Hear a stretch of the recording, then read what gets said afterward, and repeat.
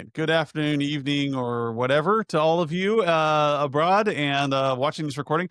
I was wondering, like, if we did this live every, say, Friday morning, would anybody be interested in watching it live? I don't think so. Yeah, I don't know. I was just telling Skip, I had to turn off all the live streaming options in our podcast because I was playing around with it last week and forgot to turn them all off. So we almost went live today instead of just recording. Yeah, there is a really dynamic element of that. We've talked about it in our other weekly event, our community update that we do. And that used to be live and we had some feedback and interaction and there's nothing that quite replaces that. Yeah. So that's Yeah, the community that I miss the, back and forth of our community days yeah. when we were on Zoom. But anyways, today we're talking about, scope creep. We've talked about scope creep in the past, and today I really wanna focus on, like, defining a finish line. What does that mean? Like, on one hand, defining a finish line is the devil, right? Never be finished. Always be constantly improving. Always be, like, doing something better. Make today what you do today look like crap tomorrow. And that should be your mentality. But however, you gotta deliver something.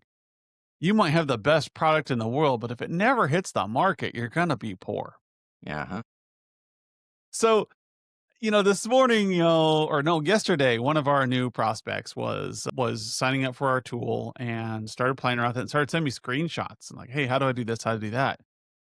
And the whole part of it is like Adam Walter, never get to deal with people in the live environments. That's Skip and Richard and anybody else that's setting up the product.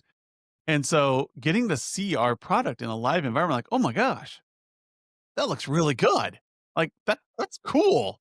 I want that. Like, oh, I do have that. That's my product.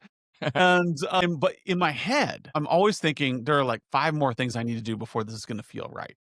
And the five more things never ends. Like, Yeah. I've been saying five more things since, like, 2023. So, like, if you're an artist, if you do any kinda artwork at all, if you have an art like a pottery, painting, photography, all you can ever see in your own art is your flaws. And I Yes. think it's the same way with running a business. All you can see are the problems. Like, I just need to keep doing this. And so you never actually finish anything. You might move on, but you don't find this is good enough. This is where I need to be at this point in time. And we really struggle with that. Skip, what are your And thoughts? yeah, and so, never being finished with jobs. So the off day job kind of things, my wife and I have been involved in real estate for almost our entire married life. And it seems to be kind of a family thing. My parents did it, my grandparents did it. And so over the years, I just kind of acquired these skills. And so, yes, we can do the house flipping thing. For a season there, we did that. That was really fun way back in the day. But we would go in, and my wife has the vision. All right. She can see all of these possibilities. And then I come in and do my She's best the to master execute. builder. Yes, to execute on that, and along the way, I catch the vision, I get where we're going, and then we get down. We've spent the time and obviously the money, and, do we need to go ahead and put one more coat of paint on there? Or, that molding didn't quite come together just the way I wanted. Should I, keep working on it? And it's just, it can never stop. But the whole goal of those is to acquire property and then get rid of the property, right?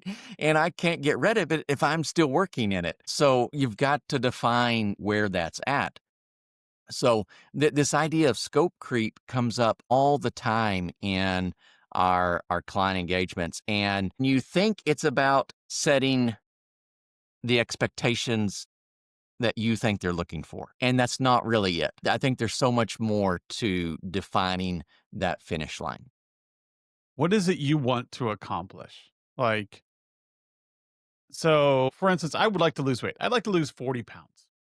Adam's tall. So you're like, what? 40 pounds? Like, oh, I got 40 pounds. And I got this nice little beer belly here. And so is my finish line losing 40 pounds?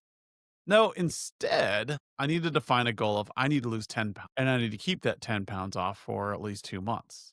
Then I need to lose 10 more and I need to keep that off for 10 months. So notice I have multiple finish lines here. This is that iterative process. My ultimate goal is to lose 40 pounds. That's not really my ultimate goal. My ultimate goal is actually to be healthy. The why here is Adam needs to be healthy. He's getting up in age, he doesn't want to end up like Skip and There you go. Yep. you Heed the want to warnings.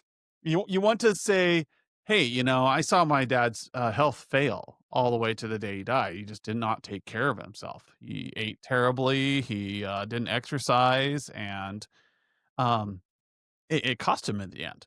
And I don't wanna be that. I carry those genetics, so I'm like, "Okay, how do I avoid this?" Well, I need to lose weight, that's the first thing.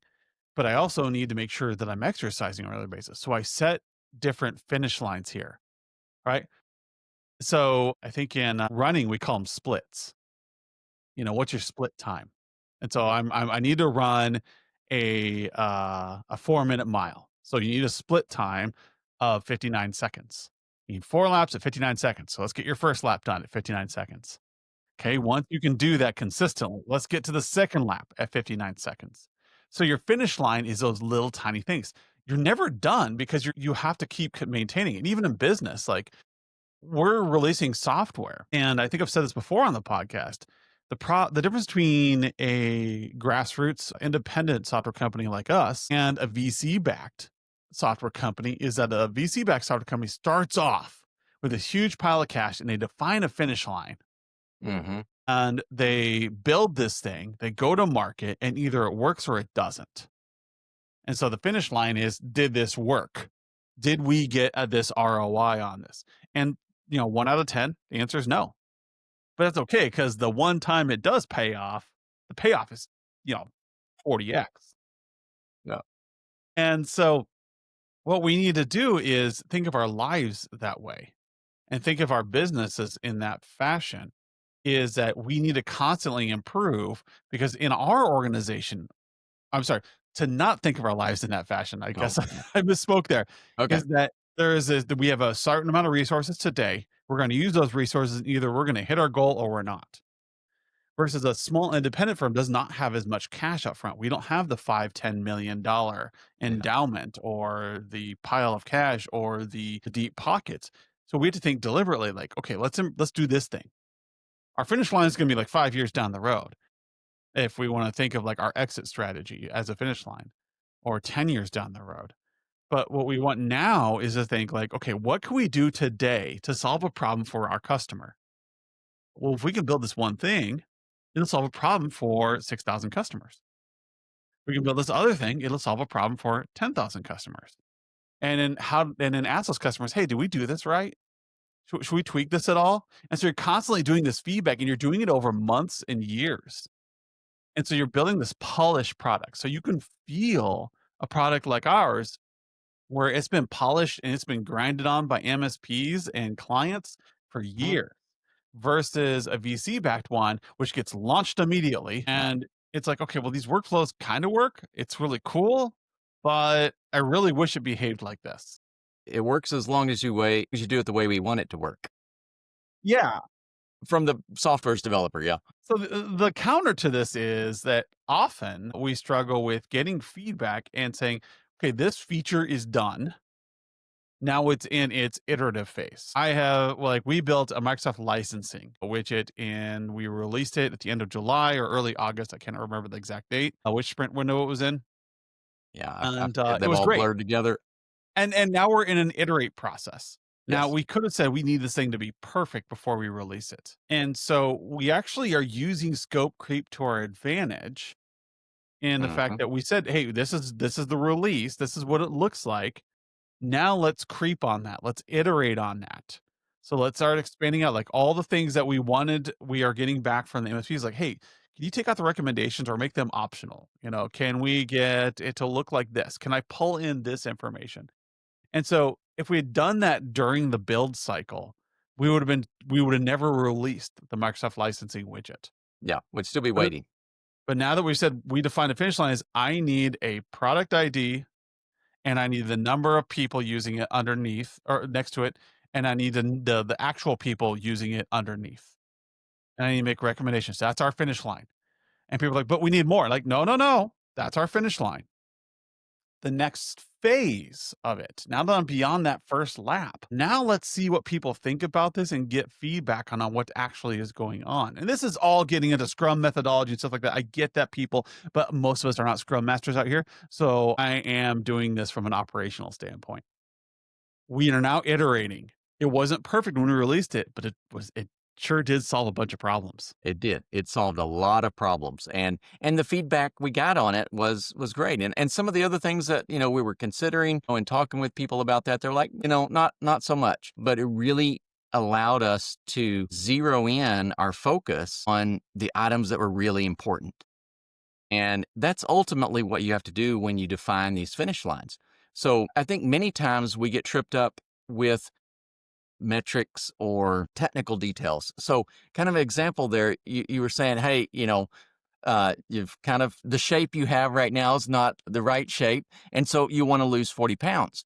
So that 40-pound becomes a really easy to understand metric, but is it really the 40 pounds or is it the shape? If you gained 20 pounds of muscle, then you might be perfectly happy with, your results. But according to the scale, you would have missed your finish line. According to my And heart, I'm this still is, chugging along. but I think this is where we see scope creep with client projects all the time.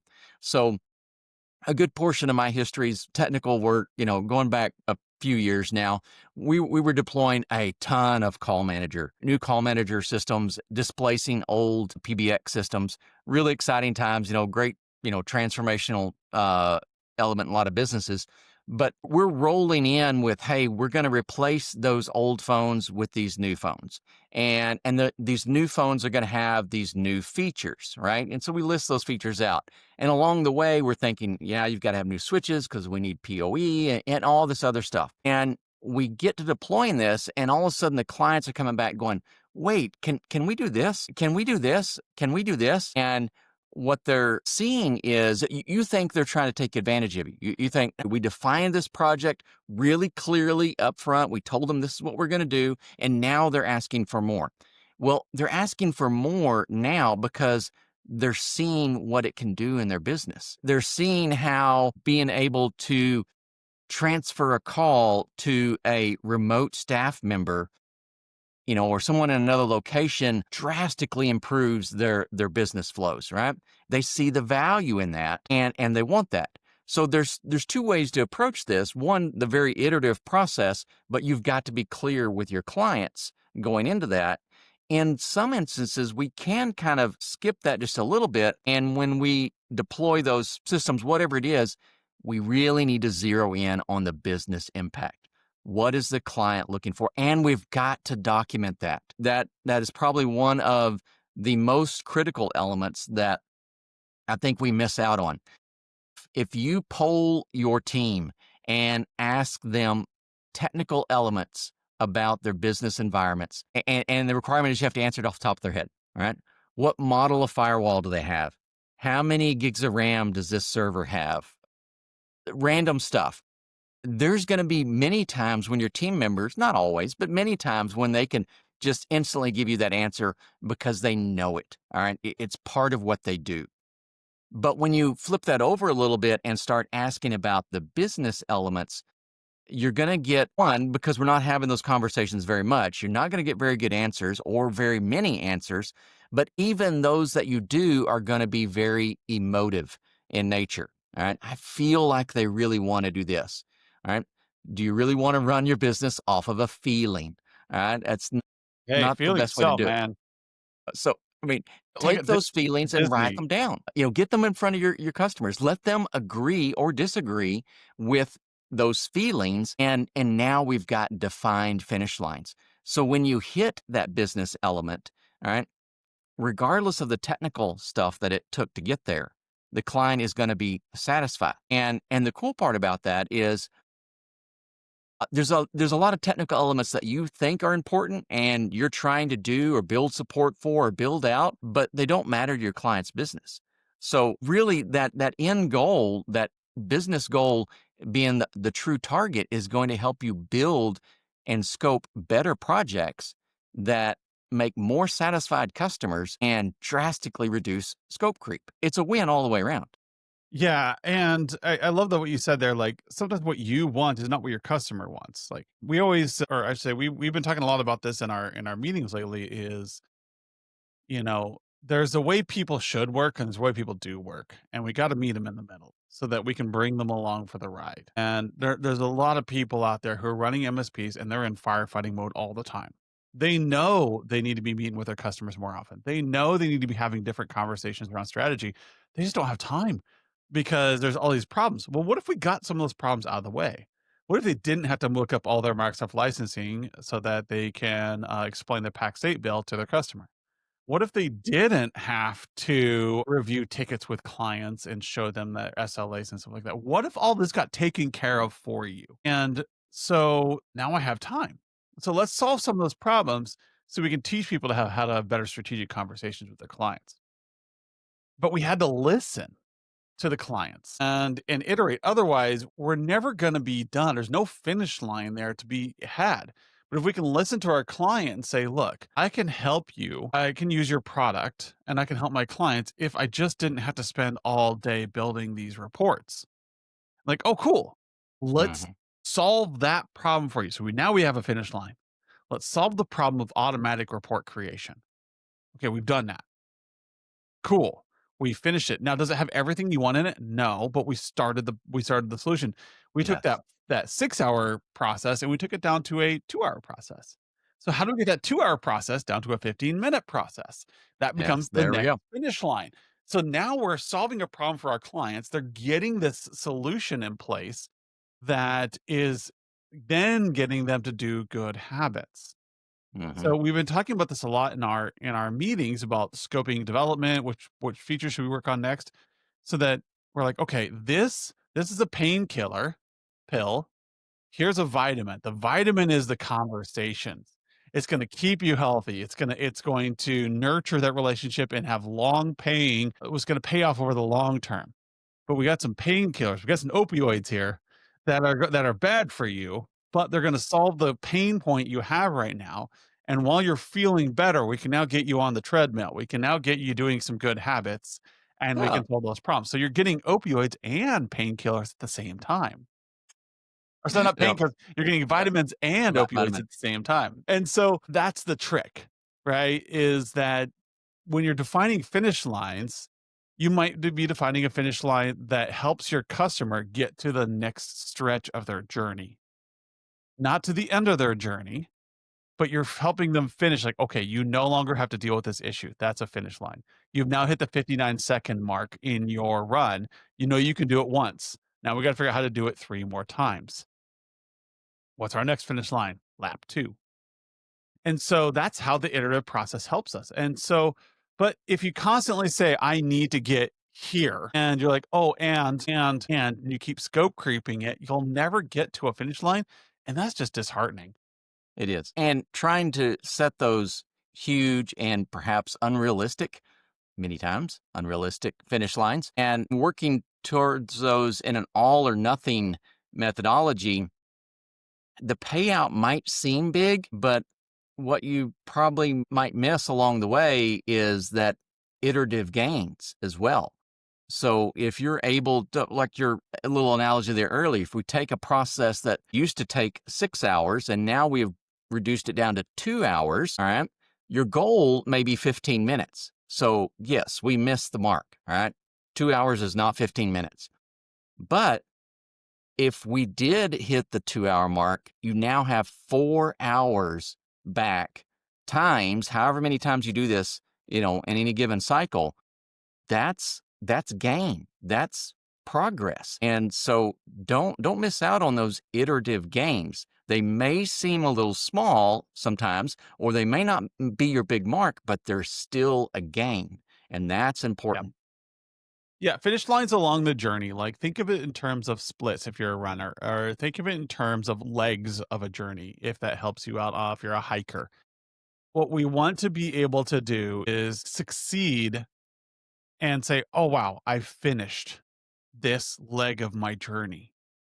And now I can move on to the next leg. So if you're like, I need to lose 40 pounds, the finish line can be, I need to lose 10 pounds. I need to lose 2 pounds. I need a quick win. Like today, we know, like, if you're trying to get back in shape, there is no perfect workout. There's the workout that you can get done. Yes, And absolutely. everybody needs to realize that. You know what? I went to the gym Monday night and the workout I got done was I ran uphill for a quarter mile. I did 1,000 meters on the rowing machine and then I did side carries, back extensions, and I did pot stirs. And I just did enough that I had about 35 minutes of workout there. But you know what? If I said I need to do at least an hour, I'm like, I don't have time for an hour. You know what? I got a workout in. Yes, I that's got it. my heart rate Anything up is into better. the 160s and I kept my heart rate in the 130s the whole time. And I hit some targets so that I got good exercise and I felt great. I just need to keep doing that. And then like with losing weight, I can't lose weight in the gym. I have to lose it in the kitchen. Okay. So if I can say, you know what I'm going to do? I'm going to cut back on 2,000 calories a day. How about I just say I don't eat after 6 p.m. Done. Easy. Right? And now I can say it's my finish line. I have not eaten after 6 p.m. in 4 weeks, like, I can say that, and that's a success. Mhm. And now I can celebrate. How am I gonna celebrate? I don't know, maybe eat a piece of cake. And But go out to eat, yeah, after 6. then I define my next goal, my next finish line. My next finish line is, "Okay, I don't eat after 6 p.m. Let's cut 100 calories a day out of my diet," and just do that. And at the end, these atomic habits, these iterative process, whatever you wanna call it, they Mhm. pile up. And you Yep, find out you look back on the journey you were just on, and you're like, "Oh my gosh, I've come so far, and I've built good habits, and I've gotten feedback along the way on what was working and what wasn't working." Versus setting one big finish line that just says, "I can never reach that," and you just give up. yep, absolutely, absolutely. No, this is a great thing. I think we should do more topics on this. Maybe we'll do a couple in this series of, scope creep and finish lines Yeah. and how to just move forward every day, even if it's a little thing. You wanna be a nicer person? Pet 1 dog a day. I know my dog loves pets. So, that's one way I'm making things better. Just find that little thing. Find that finish line you can get to. Get there, celebrate, make a new finish line. There Don't you go. make a big deal. Just move forward. That's Alright. key. This is great, Skip. Yeah, let's do another one of these. Let's talk a little bit more about how we're overcoming scope creep, how we're continuously improving here at, Humanize IT, and how you can keep continuously improving in your personal lives. So, Sounds thank good. you, Skip. Alright.